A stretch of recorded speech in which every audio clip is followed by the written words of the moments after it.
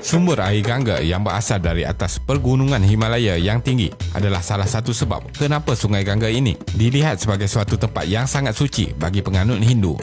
Mengikut salah satu cerita legenda Hindu, galaksi Bima Sakti, Milky Way berubah menjadi unsur bumi di sungai ini untuk membasuh semua dosa manusia.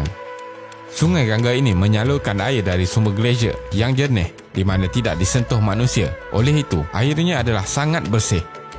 Kemudian air ini mengalir ke kawasan bandar yang padat dengan pembangunan seperti perumahan, hospital, kilang dan ladang yang seterusnya mencemarkan air sungai tersebut. Kini, Sungai Ganga ini dianggap sebagai satu dari sungai paling kotor di dunia. Ia tercemar dengan hasil pembuangan manusia, kumbahan, pestisid, bahan kimia dan logam industri dan sudah tentu juga abu dari pembakaran mayat manusia. Menurut seorang profesor di Indian Institute of Technology, Sheikh Ziauddin Ahmad, tahap kandungan bakteria di dalam Sungai Ganga juga sangat tinggi dan membimbangkan kerana dapat memberi kesan kepada kesihatan manusia. Sungai Ganga ini menjadi tempat pembiakan bakteria berbahaya, termasuklah bakteria yang resisten pada antibiotik. Masalah penyebaran bakteria jenis resisten terhadap ubatan antibiotik ini juga adalah masalah besar dalam bidang kesihatan dunia. Jadi, video kali ini kita akan melihat bagaimana Sungai Ganga yang suci menjadi kotor. Teruskan menonton. Geografi Sungai Ganga. Sungai Ganga atau Ganges sepanjang sekitar 2,510 km terletak di kawasan utara negara India dan airnya mengalir dari pergunungan Himalaya di Gomukh sedikit ke arah selatan dan seterusnya ke arah timur dan akhirnya berakhir ke dalam Teluk Bengal. Arus air sungai ini mengalir ke kawasan yang sangat padat dan subur, meliputi 1/4 dari keluasan seluruh negara India dan membekalkan sumber air kepada jutaan penduduk. Glasier Gangotri dianggap sangat suci, terletak di kaki pergunungan Himalaya di utara India, menjadi punca utama air Sungai Ganga ini. Isi padu air sungai ini meningkat pada musim hujan pada bulan Julai hingga September. Pada bulan April hingga Jun, ais dari glasier di pegunungan Himalaya akan cair dan meningkatkan arus sungai. Dan di waktu musim sejuk pula, aliran sungai akan berkurangan. Kepentingan Sungai Ganga. Sungai Ganga ini sebenarnya telah menjadi simbol kepada budaya dan peradaban di India yang sangat dekat di hati rakyat. Sungai Ganga yang suci bagi penganut agama Hindu ini juga amat penting untuk tujuan perikanan, perairan, penanaman dan aktiviti harian penduduk. Ia membekalkan air sekitar 40% kepada penduduk di India. Penganut agama Hindu akan mandi dan membersihkan diri di dalam sungai suci ini bagi menghapuskan dosa dan untuk spiritual. Aktiviti mandi di tangga tebing Sungai Ganges yang dikenali sebagai Ganga Ghats sangat popular dan menjadi tarikan pelancong. Terdapat kira-kira 100 Ganga Ghats di lokasi berlainan sepanjang Sungai Ganga ini. Selain itu, Sungai Ganga ini dianggap sebagai satu medium untuk perjalanan penganut Hindu ke syurga selepas kematian. Terdapat satu bandar tua di Sungai Ganga dikenali sebagai Varanasi dan menjadi salah satu tempat suci yang diziarahi penganut Hindu seluruh dunia setiap tahun. Tempat ini juga dijadikan tempat membakar mayat dan para penganut Hindu percaya setelah abu mayat yang dibuang ke dalam sungai ini, mereka tidak akan lagi dilahirkan semula, akan tetapi mencapai tahap tertinggi seterusnya. Mereka yang tidak mampu untuk menguruskan upacara pembakaran mayat akan membuang mayat ahli keluarga ke dalam sungai. Masalah pencemaran di Sungai Ganga. Sungai yang menjadi jantung India ini dicemari dengan pelbagai bentuk kotoran dari sisa manusia dan perindustrian. Dengan pertambahan populasi di kawasan ini, sumber air juga makin menyusut.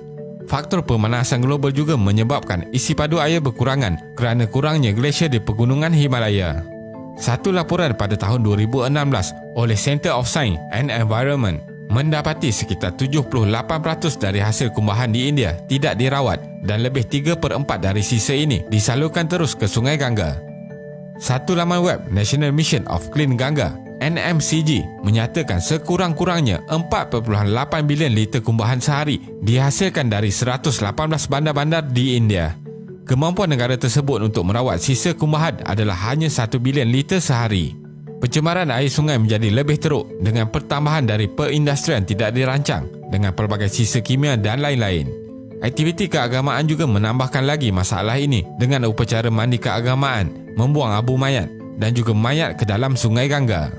Mengikut data dari India Central Pollution Control Board, tahap pencemaran di 18 stesen pemerhatian di sepanjang Sungai Ganga meningkat sejak tahun 2013. dan ianya mencapai tahap tidak selamat untuk aktiviti seperti mandi. Pencemaran di sini sudah mencapai tahap berbahaya untuk spesies hidupan di sungai dan juga manusia yang menggunakan sumber air tersebut. Pencemaran disebabkan oleh pengumpulan sisa toksik biologi. Hidupan air seperti ikan yang ditangkap dan dimakan oleh manusia boleh menyebabkan pelbagai penyakit seperti hepatitis, cirit-birit, penyakit kulit dan kanser. Penyelidik juga mendapati bahawa tahap mikroorganisme yang ditemui di dalam Sungai Gangga ini meningkat pada waktu upacara keagamaan setiap tahun. Bahaya bakteria resisten di dalam Sungai Gangga terhadap manusia. Jangkitan penyakit disebabkan bakteria yang resisten terhadap ubatan antibiotik ini lebih suka dirawat dan memerlukan kos lebih mahal dengan tempoh rawatan lebih panjang. Bakteria akan menjadi lebih kuat dan semakin sukar untuk dibunuh oleh ubat-ubatan biasa.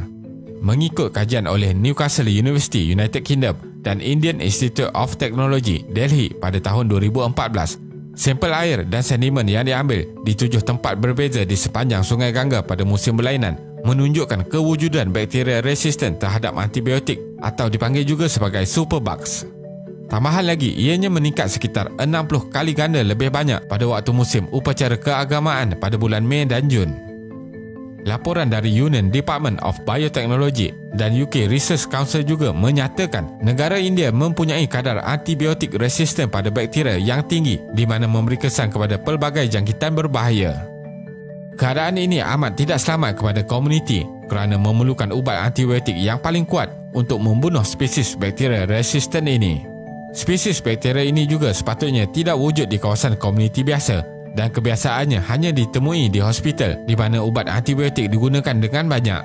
Oleh itu, situasi ini sangat membimbangkan kerana jangkitan akan mudah berlaku kerana kepadatan penduduk yang menggunakan sumber air yang sama dari Sungai Gangga ini.